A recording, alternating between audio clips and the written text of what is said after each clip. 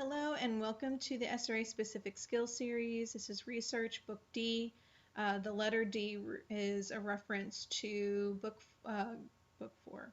Sorry, it is book 4, but it's grade level related. So this would be 4th grade. But you don't have to be a 4th grader to do the exercises that are provided in this book and take the notes that are here, because this is going to be an introduction to the different resources you can use when conducting a research paper. And of course, 4th grade, I know research seems like a pretty hefty word to be throwing around for a 4th grader, but they are going to be asked to utilize resources online.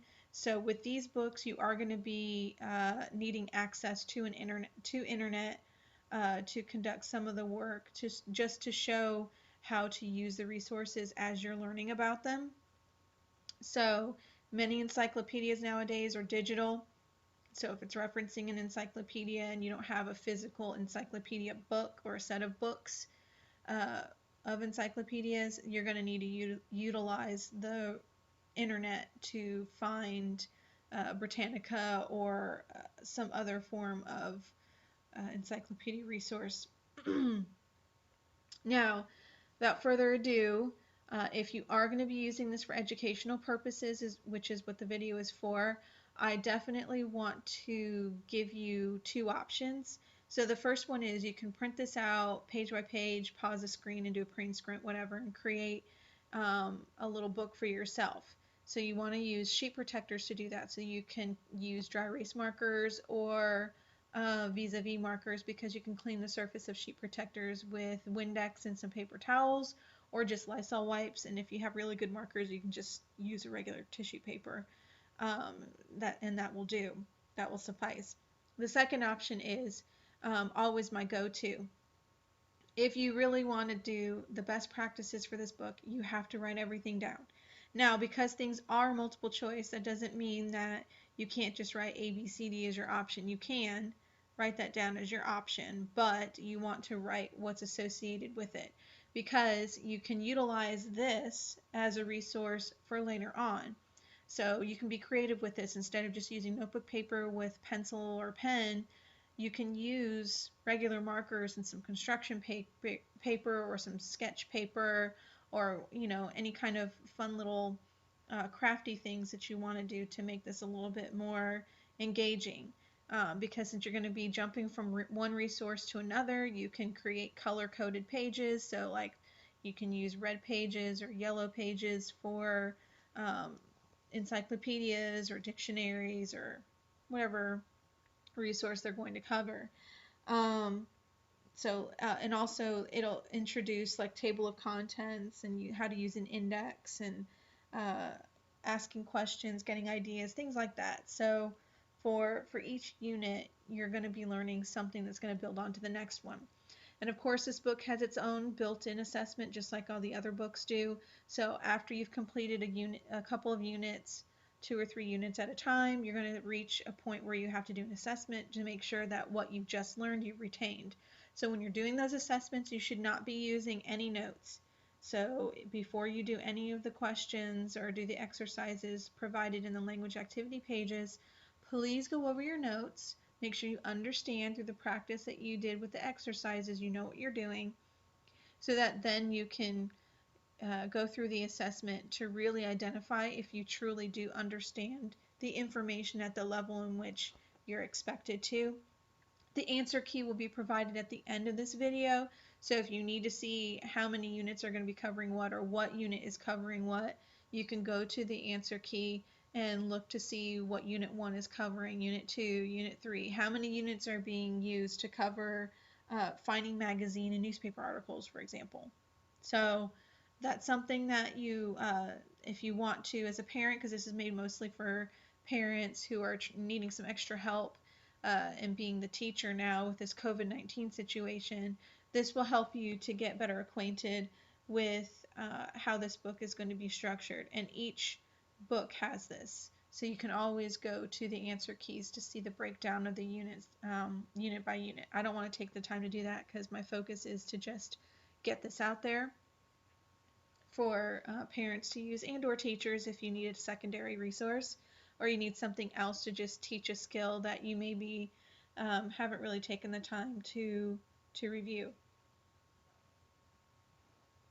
And the to the teacher and the to the student pages are the most important pages of these books because they're going to show you how to, uh, number one, get better acquainted with the SRA specific skills program itself, but also shows how to conduct the lessons for each one. I will be pausing on the to the student page to speak a little bit about it and go through what's there. But by all means, you can pause and read it word for word for yourself what exactly is being stated there and the information provided for the book. I'm just going to show you why it's important. So that doesn't mean because I'm going over it, you don't have to read through it because you should be reading through it. If you're a student that is wanting to get ahead and learn about research and be more familiar or feel more comfortable, then you're going to definitely need to stop and pause the video to read the to the student page because what I might be saying and how I explain it may not be beneficial to you or may not help you in any way understand what the book is about. So you might have to, pause the video and just kind of read what's going on. I'm just showing in general what the to the student page is providing. So it's like a snapshot of what you're going to be seeing and doing.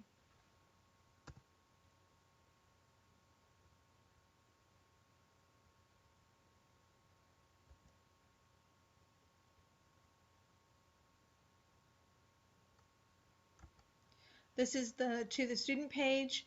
It's going to tell you what this book is going to be covering and what everything stands for. It's going to give you the examples. So this is an example of what might be provided within one of the lessons. This is the overview here. So it's going to go over using a library, books, magazines. So these are the topics that are going to be covered. There are going to be 16 units, as I mentioned before. So you can see that there's less than 16 subjects or topics, I should say, presented here for your resources. So some of them are going to cover more than one unit. And at the end is going to be the learning goal or learning objective of the book. So this is what would be most indicative to a student classroom since a teacher has to provide the learning objective and learning goals. That's going to be occurring for that day. So this is a very important part of this book. So you have an idea of what the expectations are. So you should know if you've not, accomplished this, that you need to go back through these lessons or maybe Google and do grade level below what these topics are talking about for more in-depth review of what's going on. There might be information in here that's old because these are books that were copywritten in earlier 2000s, so there's going to be some information here that may not be as current. So if they mention VCR versus CDs or MP3 players, or if they mention Pluto as a planet and it's not anymore, just take into consideration those little caveats because you can always make sure to correct that as you go along. This isn't riddled with a bunch of unnecessary things. It's just research is research. Writing process is the writing process, which I highly suggest that when you're doing the research books, do the writing process books right afterwards, because towards the end of the research book, it covers outlining and preparing to write. So it's a natural flow to go from research to writing. And you can look at the videos for that. You can go to go to YouTube and find those as well. But without further ado, I'm only going to spend 5 to 6 seconds per page. I will not be talking until we get to the answer key section. So without further ado, here we go.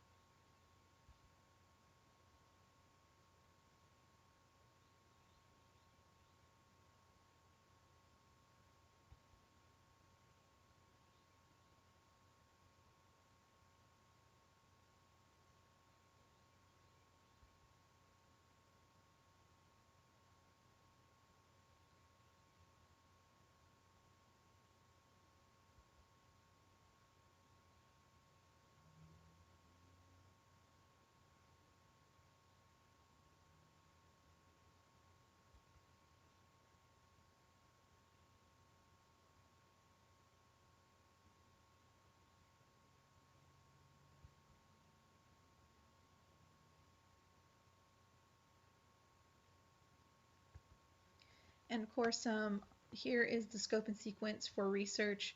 It's going to have A through H, so this is book D. And you can see there are going to be 16 units for book D. You can also use it as a guide for E and F if you're going to look at the videos for that. But for now, I'm going to get to the answer key and show you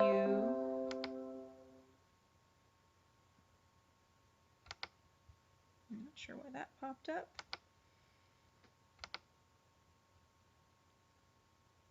But here's the answer key for book D. It goes in chronological order.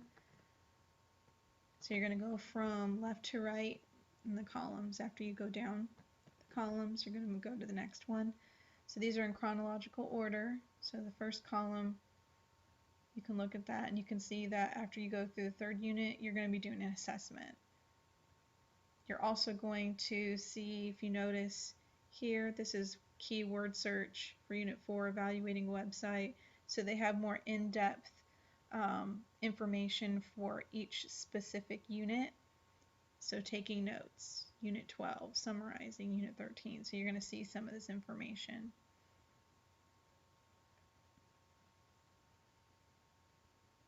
And for the second column,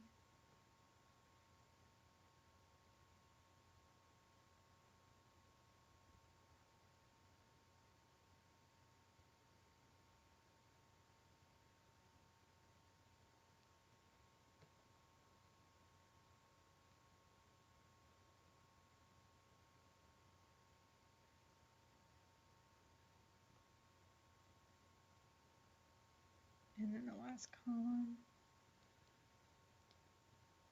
And since the language activity pages are not handwritten, it's all multiple choice, I'm not going to do the zoom in for the different LAPS pages because it's not necessary if it's just alphabetical. Again, you can go to Casey Kite on YouTube to look at any other videos, and make sure that you can use the notes for this to help you in the future. You can make a little booklet out of it, just hole punch and bind with like twine or whatever if you're going to try using some construction paper or other things to be creative and easy to kind of access with not get confused with any other notes or pieces of composition notebooks that you might be retaining for later purposes for assessment tests. And that concludes the video. I hope this helps.